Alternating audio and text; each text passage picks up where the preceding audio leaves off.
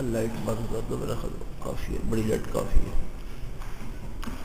نحمدہ ونصلی علی رسولہ الکریم اما بعد سبحانک لا علم لنا الا ما علمتنا انک انت العلیم الحکیم. اشہد ان لا الہ الا انت استغفرک واتوب الیک. استغفر اللہ الذی لا الہ الا هو الحی القیوم واتوب الیہ. رب زدنی علما رب اشرح لی صدری ویسر لی امری واحلل عقدۃ من لسانی یفقهوا قولی. یا رب صل وسلم دائما ابدا علی حبیبک خیر الخلق کلہم وآلہ وصحبہ اجمعین. میرے محترم بزرگوں، دوستوں، حق تعالی شانہ ہمیں اپنی محبت نصیب فرمائے. اپنے رسول پاک حضرت سیدنا محمد صلی اللہ علیہ وسلم کی محبت نصیب فرمائے. یہ سلاسل روحانیاں قادریہ، نقشبندیہ، چشتیہ، سہروردیہ چار مشہور سلسلے ہیں جن کو امت کے علماء، فقہاء، محدثین، صالحین نے قبول کیا ہے. جیسے چار فقہ ہیں، حنفی، مالکی، شافعی، حنبلی، ان چار فقہ کو قبول کیا ہے امت نے. اس طرح روحانی طور پر یہ جو چار سلسلے ہیں ان کو بھی امت نے قبول کیا.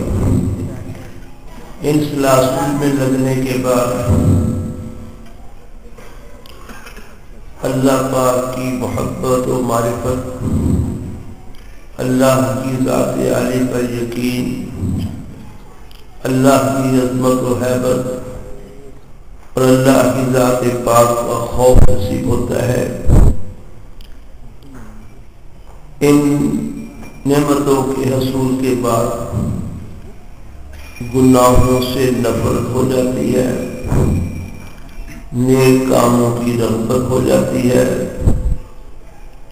اور نیک کاموں کا تقاضا ایسے ہوتا ہے جیسے بھوکے کو کھانے کا تقاضا، پیاسے کو پینے کا تقاضا.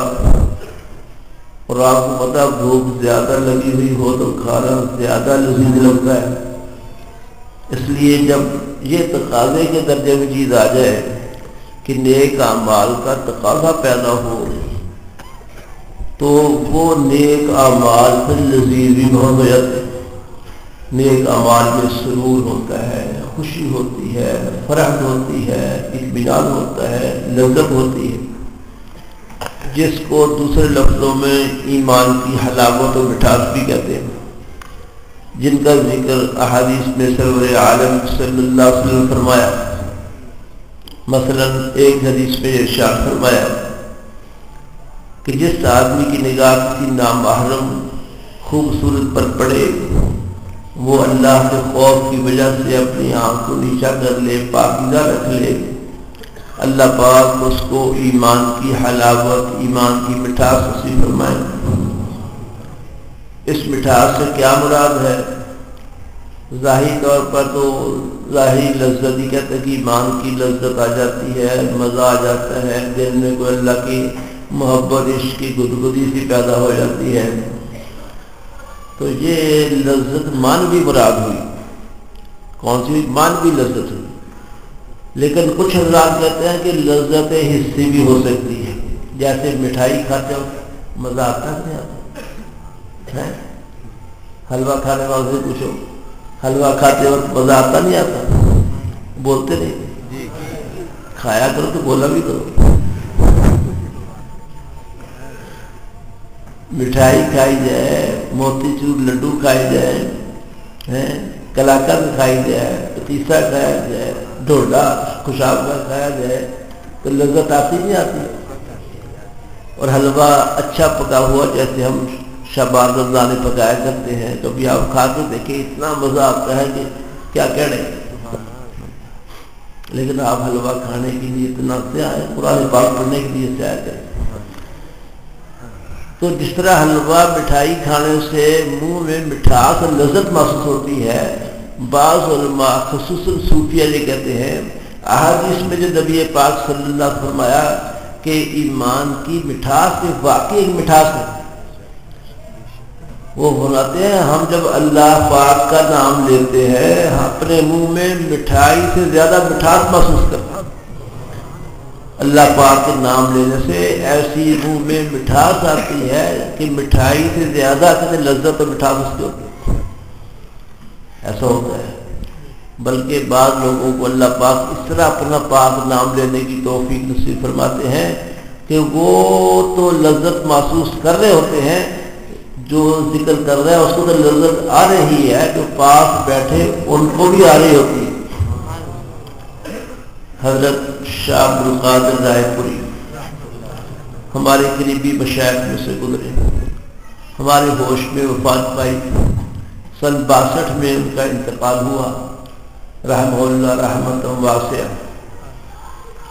بڑے ہی اللہ والے تھے، ابھی شیخ نہیں بنے تھے، اپنی شیخ کی زیر تربیت رائے پور میں حضرت شاہ عبد الرحیم رائے پوری رحمۃ اللہ علیہ کے پاس رہا کرتے تھے تربیت کے لیے اور خدمت شیخ کی کرنے کے لیے. کہتے وہاں ایک صوفی عبد الرحمان صاحب بھی تھے. جب میں وہاں ٹھہرا ہوں تو حضرت نے کہا صوفی جی یہ مولوی عبد القادر صاحب ہے، ایک روٹی ان کو بھی صبح شام دے دیا کرو.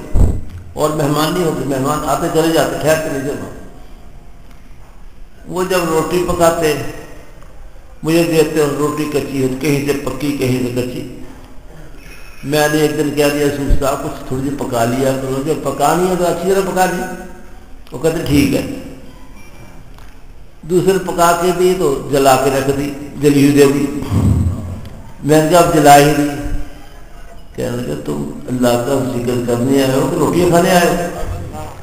کہتے اس دن کے بعد میرے دل میں کبھی اعتراض پیدا نہیں ہوا، جیسی ملی الحمدللہ میں نے کھائی.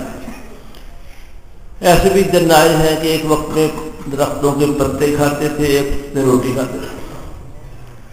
اور روٹی بھی ضروری نہیں ہے کہ دیسی مرغے کے ساتھ کوفتوں کے ساتھ ذرا کھانوں کا شمار نہ کرو تو اچھا ہے.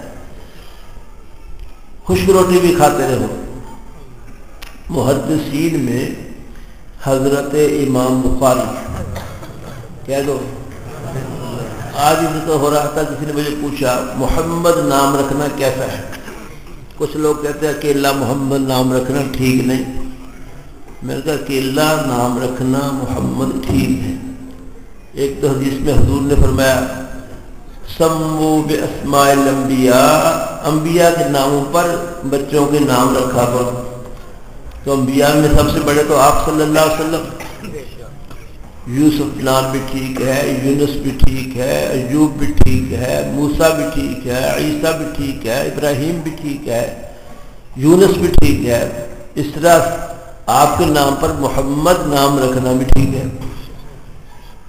اگر کوئی کہے یہ بھی کہتے کچھ لوگ محمد نام رکھ لیا تو ڈانٹیں گے کیسے، ماریں گے کیسے، ہے حضور کی نسبت سے محمد.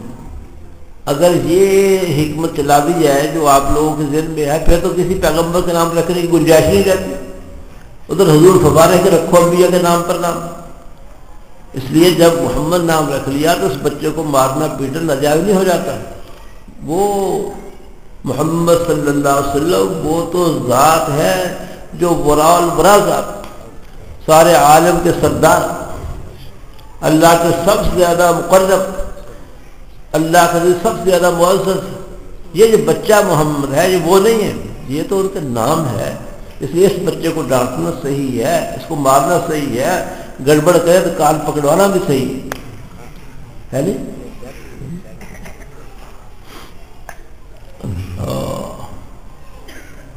لطیفہ یاد آ رہا ہے، ایک ہمارے خاندان میں ایک ساتھی سے فوت ہو گئے، صحافی تھے، صحافی، بچپن میں ان کو پڑھانے کی بڑی کوشش کی، وہ نہیں پڑھتے تھے، جیسے بعض بچے بڑے ضدی ہوتے ہیں پڑھتے نہیں۔ ان کے ابا جی دارالعلوم دیوبند کے فاضل تھے، کئی جگہ ان کو چھوڑ کے آئے مدرسوں میں، استادوں کے پاس، والد صاحب گھر میں بعد پہنچتے تھے، وہ پہلے پہنچا ہوتا بہت تیز، بڑی کوشش کی نہیں، خیر وہ پھر نہیں پڑھے، اسکول تھوڑا بہت پڑھ گئے، صحافی بن گیا اخباروں کے۔ ایک جگہ جلسہ تھا، میرے بیان سے پہلے ان کا بیان تھا، اس بیچارے نے اپنے بچپن کے زمانے میں بڑی ماریں کھائی، جنہیں نہیں پڑھنا انہیں ماری کھانی، سبق نہیں یاد کرنا، استادوں کی بات نہیں ماننی تو ماری کھانی، اس کو مار پٹتی رہی، باہر پڑھ نہیں سکا۔ مدرسے کا جلسہ تھا، وہ بیان کر رہے تھے، یہ مدارس ہے کوئی، یہ تو تھانے ہیں، سمجھ آ رہی بات؟ کہتے یہ مدرسے کا جلسہ تھا، تو مدرسے کے خلاف بول رہے تھے کہ مدرسے ہیں کوئی، یہ تھانے ہیں، اتنی مارتے ہیں، پٹائی کرتے ہیں، مجھے دکھاؤ حضور نے کس صحابی کو مار کے پڑھایا، صحابی نے کس کو مار کے پڑھایا، مجھے دکھاؤ کوئی حوالہ تو۔ بڑا اس طرح بولے وہ، مجھے ان مدرسوں سے اختلاف ہے، یہ مدرسے نہیں ہے، تھانے ہیں۔ یہ ان کی تقریر ختم ہوگی، میں خلاصہ سنا رہا ہوں آپ کو۔ اس کے بعد میری باری آئی، میں نے شروع میں ایک جملہ بولا، کیا میں نے کہا بھائی صلاح الدین صاحب کو مدرسوں سے اختلاف ہے، مجھے صلاح الدین صاحب سے اختلاف ہے، ان کا صلاح الدین تھا۔ باقی یہ پوچھتے ہیں مار کے پڑھایا، میں کہ مارنا تو حدیث سے ثابت ہے، نبی پاک صلی اللہ علیہ وسلم صحیح حدیث میں فرماتے ہیں، صحیح حدیث میں ہے کہ جب بچہ 7 سال کا ہو جائے تو اس کو نماز کا کہو، نماز کیا کہ پڑھاؤ، اور جب 10 سال کا ہو جاؤ، ہمارے استاد ترجمہ کیا 10 سال کا ہے ٹیکا لگاؤ، اس کے ڈنڈا لگاؤ 12 بجے اس کو۔ حضور نے فرمایا جب 10 سال کا ہو جائے تو مار کے پڑھاؤ، یہ فرمایا حضور پاک سے، جب 10 سال کا ہو جائے تو مار کے پڑھاؤ۔ تو مارنا ثابت نہیں ہو گیا بچوں کو؟ تربیت کے لیے، اصلاح کے لیے بچوں کا مارنا مناسب انداز سے ٹھیک ہے، ٹھیک ہے۔ اور ایک حدیث میں یہ بھی فرمایا کہ اپنے بچوں پر لاٹھی گھر میں لٹکائے رکھو، بچوں کو خوف رہے کہ نماز چھوڑو کہ ابو ماریں گے، بچوں کو خوف رہے غلط کام کیا تو ابو ماریں گے، یہ خوف رکھنا بچوں پر اچھا ہے۔ بچوں کے لیے گھر میں لاٹھی لٹکائے رکھو، یہ بھی حضور کا فرمان ہے صلی اللہ علیہ وسلم۔ تو مارنا ڈرانا ثابت ہو گیا نا، ہاں جی ہاں جی کرتے رہے۔ اور ایسے ہی ایک بہت بڑے عالم ہے اس امت کے، جن کو حبر الامہ کہتے ہیں، امت کے نہری بہت بڑے عالم، سیدنا اکرمہ رحمہ اللہ، بڑے مفسر ہیں، بڑے محدث ہیں اکرمہ۔ ایک اکرمہ صحابی ہیں، ابو جہل کے بیٹے اکرمہ، ابو جہل تو کفر میں مرا، لیکن ان کے بیٹے صحابی سیدنا اکرمہ جو ہیں وہ فتح مکہ کے موقع مسلمان ہو گئے، صحابی بنے اکرمہ رضی اللہ۔ وہ صحابی ہے جس اکرمہ میں بات کر رہا ہوں، یہ تابعی ہیں، عبداللہ بن عباس کے شاگرد ہیں۔ یہ اپنے طالب کے زمانے میں بھاگ جاتے تھے، جیسے بچے بھاگ جاتے ہیں، ہمارے ساتھ پڑھتے تھے، میں نام ہی لیتا، بہت کو کبھی بھی آیا بھی کرتے آئے ہوں گے شاید، ہمارے ساتھ ساتھی پڑھتے تھے۔ 2 بھائی تھے، ان میں ایک تو اللہ کی پناہ بہت تیز، دوسرا بیچارہ اس کے ساتھ لگتا وہ بھی ویسے ہی ہو گیا تھا۔ ان کو سنگل لگایا، سنگل اٹھا کے بھاگ گیا۔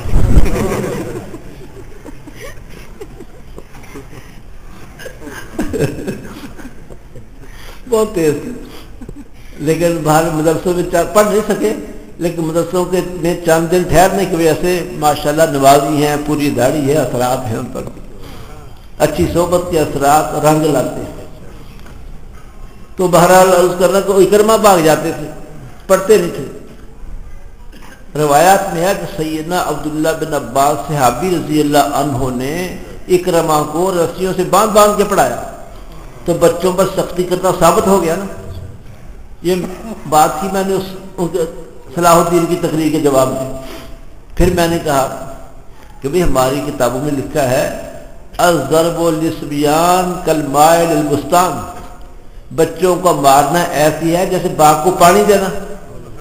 باغ کو پانی دیا تو باغ جب باغ بہار ہو جاتا ہے، گل و گلزار ہو جاتے ہیں۔ اگر خشک ہو جائے، درخت خشک ہو گئے، پھل نہیں آئیں گے۔ تو باغ کو پانی دینا اچھی بات ہے کہ بری بات؟ تو میں نے کہا بھی باغ کو پانی دینا یہ تو اچھی چیز ہے، لیکن صلاح الدین جو ہے نا، ان کے باغ کو کہیں 1 گھنٹہ پانی زیادہ لگ گیا،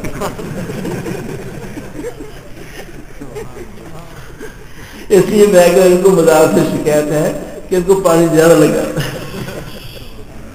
اللہ ان پر غریق رحمت فرمائے، ان کو کروڑہ رحمت نازل فرمائے۔ انہوں نے میری باتوں کو غصہ نہیں کہ بہت خوش ہوئے۔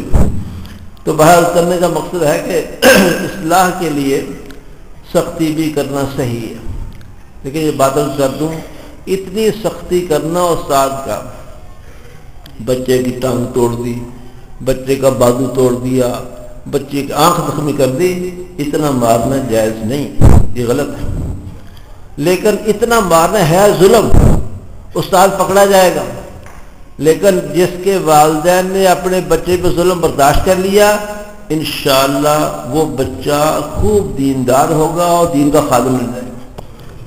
استاد نے بے شک ظلم کیا، لیکن ماں باپ کا اس پر صبر کرنا اور بچے کا پڑھتے رہنا، یہ اللہ کے ہاں بہت پسندیدہ ہے۔ ایسے بچے بڑے کامیاب ہوتے ہیں۔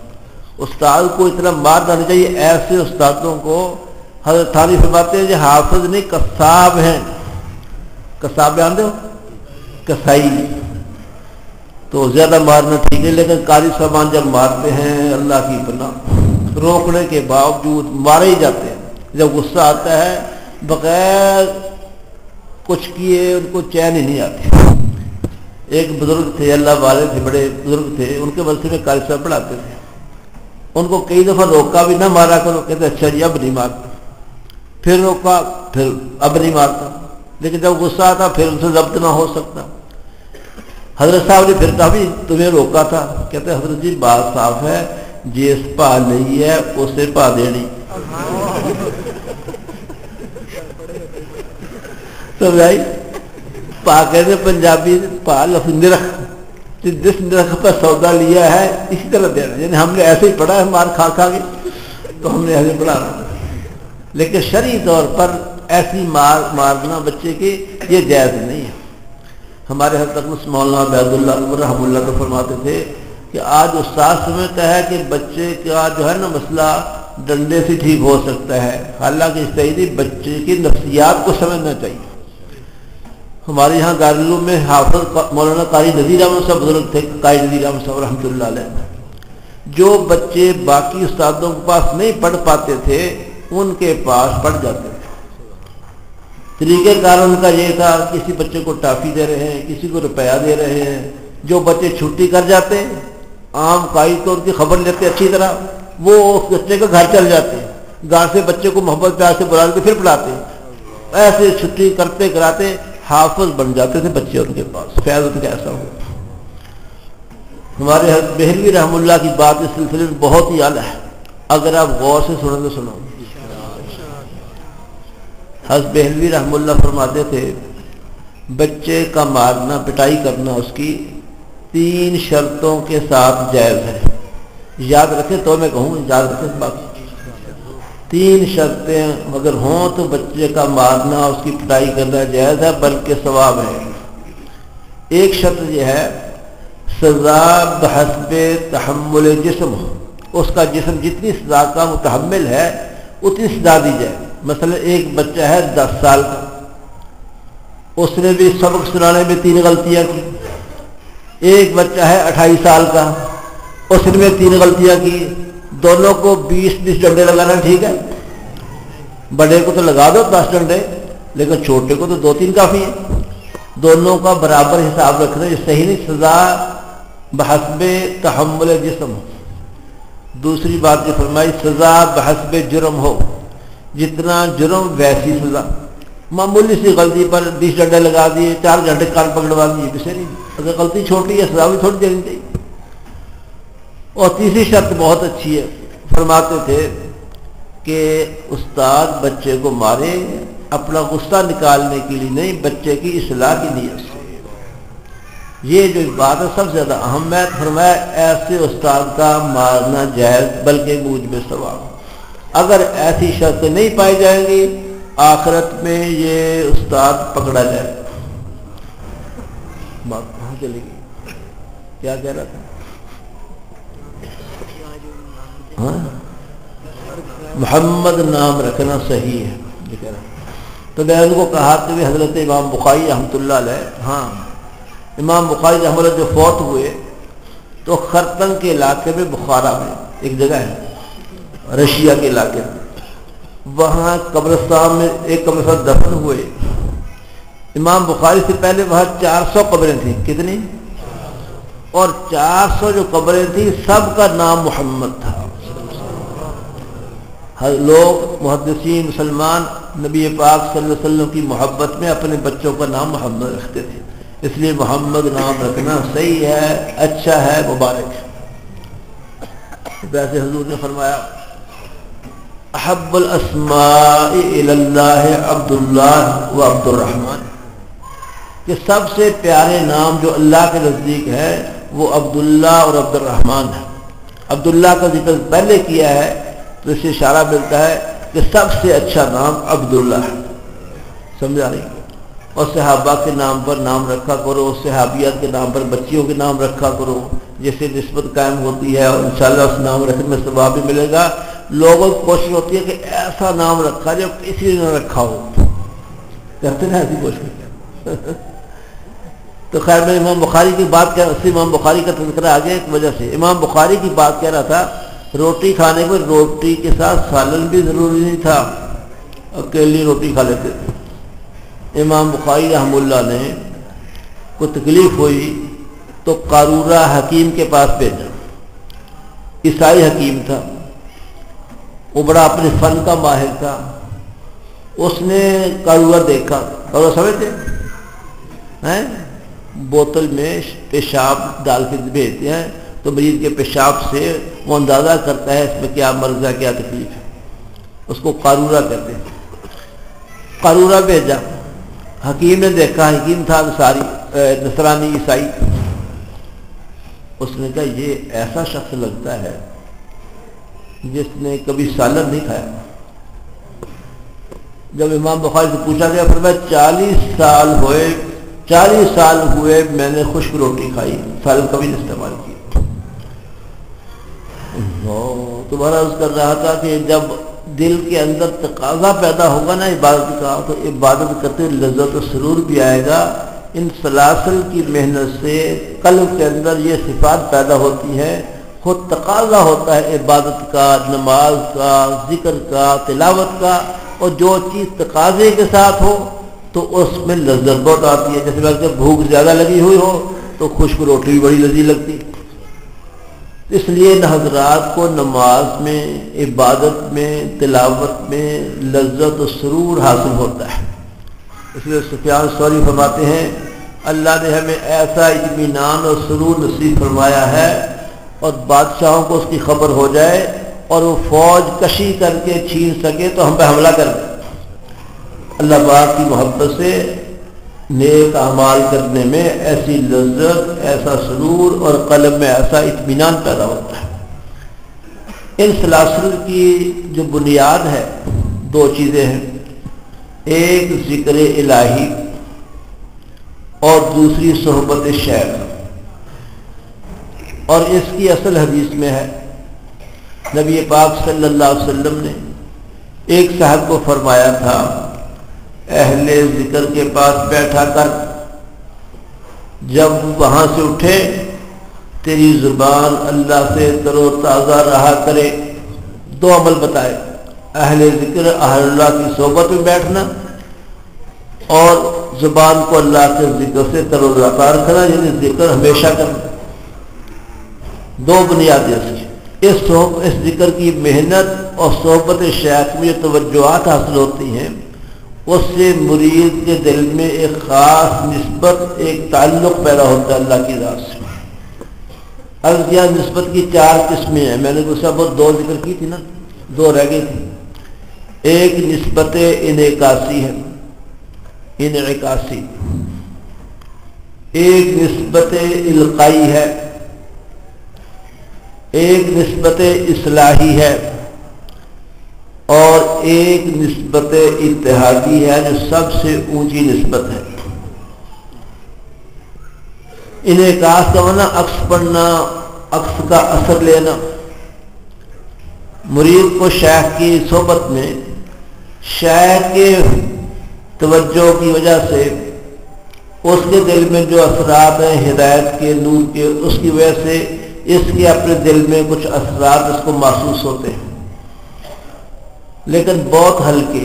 جب شیخ کی وجہ سے نکلے گا سب کچھ ختم، وہ اثرات باقی نہیں ہیں۔ اس کو نسبت انعکاسی کہتے ہیں، سب سے ہلکی نسبت ہے۔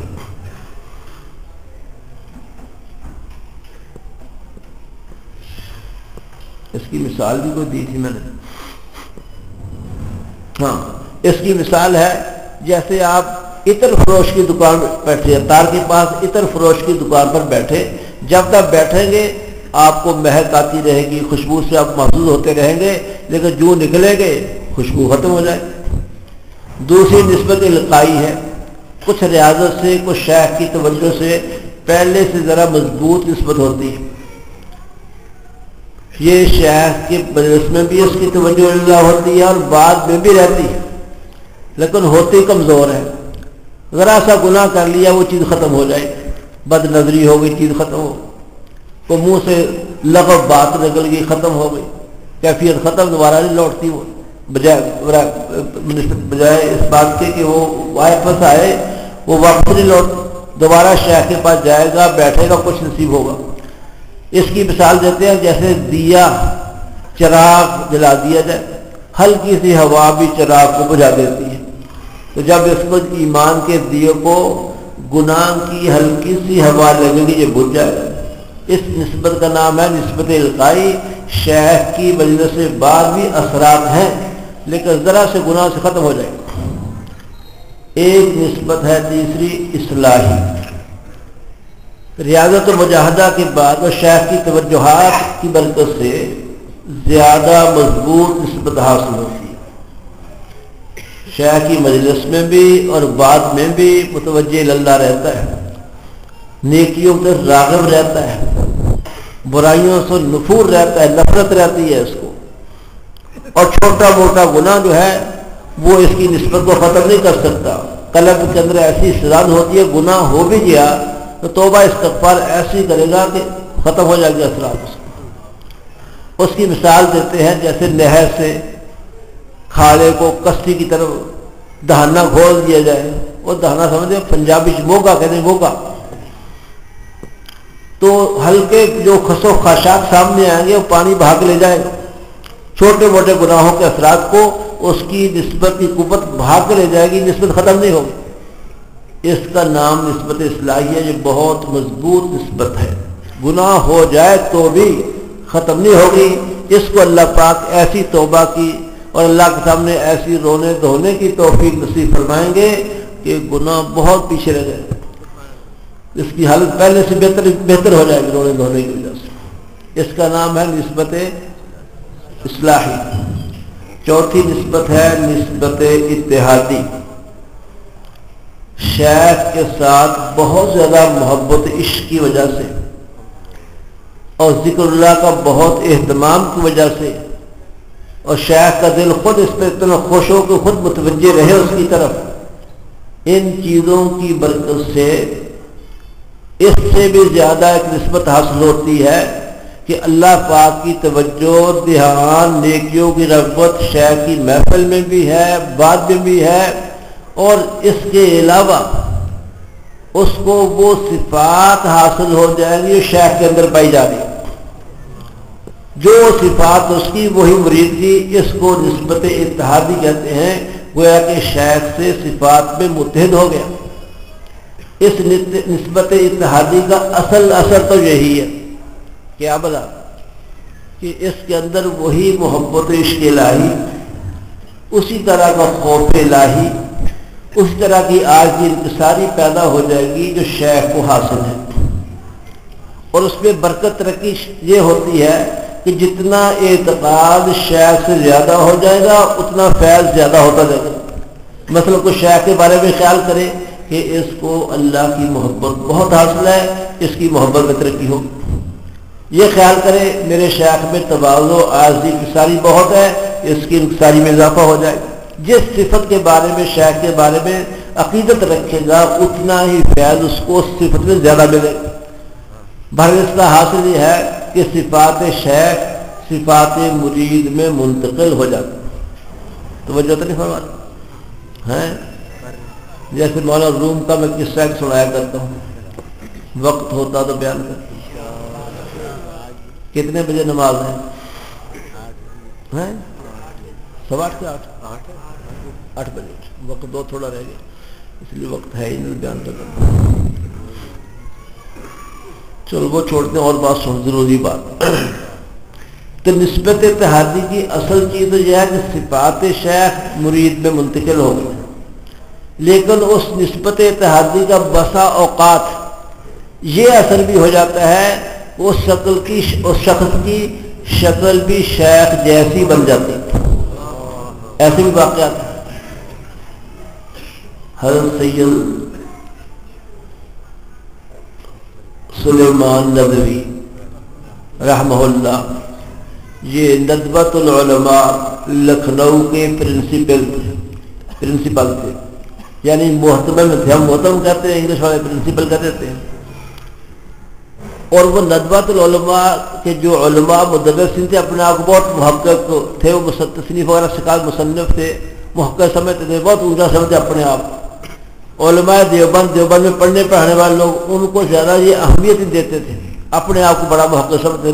لکھنؤ والے ندوہ والے، ان کے جو بڑے تھے مولانا سید سلیمان ندوی، وہ ان کی کہیں ملاقات ہو گئی حضرت تقی الامت حضرت مولانا اشرف علی تھانوی. یہ صرف ظاہری علوم والے تھے، اور مولانا اشرف علی تھانوی شہنشاہ ولایت بھی تھے. مولانا سید سلیمان ندوی نے حضرت تھانوی کے ہاتھ پر بیعت کر لی، توبہ کر لی، ان کے مرید ہو گئے. سید صاحب جب بیعت ہونے کے بعد وہاں گئے، اپنے ندوۃ العلماء جو ان کا ادارہ تھا اس میں اساتذہ مدرسین جمع ہوئے، تو مدرسین نے کہا حضرت شاہ صاحب آپ نے تو مولانا تھانوی کے ہاتھ پر بیعت کر کے ہماری ناک کاٹ دی. اور ناک کاٹنا سمجھتے ہو، اور شادیوں میں بڑی ناک کٹتی ہے، شادیوں کے موقع پر فلاں کام نہ کیا ناک کٹ جائے گی، ہاں جی ولیمہ ایسا نہ کیا ناک کٹ جائے گی، فرنیچر ایسا نہ دیا ناک کٹ جائے گی. جگہ جگہ ناک ہی کٹتی رہتی ہے، ناک کو بچانے کی فکر میں لگے رہتے ہیں. حضرت مولانا شیخ الحدیث مولانا ذکی رحمۃ اللہ علیہ، انہوں نے اپنی 2 بیٹیوں کی شادی نکاح کیا. ایک امیر التبلیغ حضرت مولانا محمد یوسف دہلوی رحمۃ اللہ کے ساتھ، دوسرا حضرت مولانا یوسف بائی تبلیغ جماعت کے امیر تھے حضرت جی مولانا انعام الحسن کے ساتھ. ہمارے تو وہ حضرت ہیں، لیکن شیخ الحدیث مولانا زکریا کے وہ داماد ہیں، اور داماد بیٹوں کی طرح ہوتے ہیں. تو حضرت فرماتے ہیں کہ جب میں نے یوسف و انعام کا نکاح کیا، نکاح کے بعد یوں معلوم ہوا جیسے 2 نفل پڑھ لے ہوں، کوئی بوجھ نہیں، کوئی مشقت نہیں، کوئی دماغ پر بھار نہیں، ایسے وجہ سے نکاح جیسے 2 نفل پڑھ لے. اور حضور پاک صلی اللہ علیہ وسلم فرماتے ہیں ان اعظم النکاح برکتن ایسرہ معونت، او کما قال صلی اللہ علیہ وسلم، فرمایا نکاح جتنا ہلکا پھلکا ہوگا اتنا زیادہ بابرکت ہوگا. تو بار سادہ کیا کام سارا.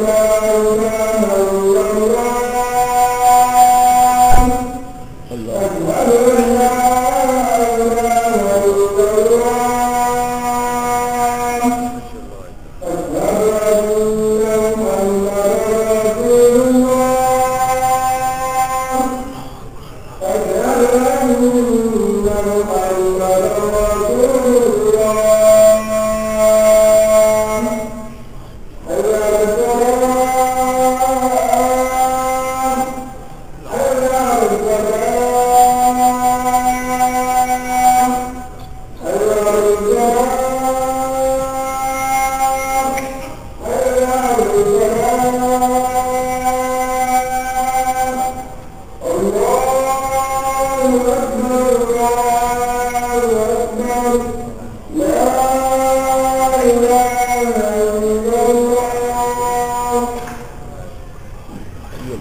صل على سيدنا مولانا محمد اللهم هذه الدعوة التامة والصلاة والقائمة على محمد النبي والرسول والدرجة الفتية وبعث مقام محمود الذي بعث انك لا تخلف الميعاد. چلو باقی بات اگلے وقت کریں گے.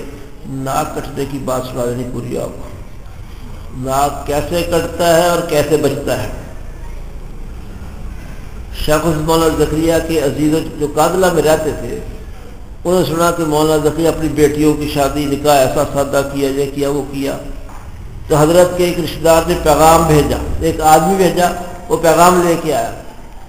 شیخ کو کہا کہ وہ آپ حضرت آپ کے فلاں عزیز فرما رہے ہیں آپ نے اپنی بھی ناک کاٹ لی ہماری بھی کاٹ لی.